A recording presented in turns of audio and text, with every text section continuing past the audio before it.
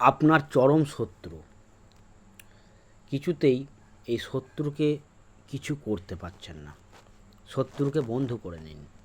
কিভাবে করবেন না, খেজুর গাছে 3টে কাঁটা, খেজুর গাছের যে পাতার কাঁটাগুলো হয় 3টে কাঁটা ওই শত্রুর নাম করে শনিবার কিংবা মঙ্গলবার তুলে নিয়ে আসবেন।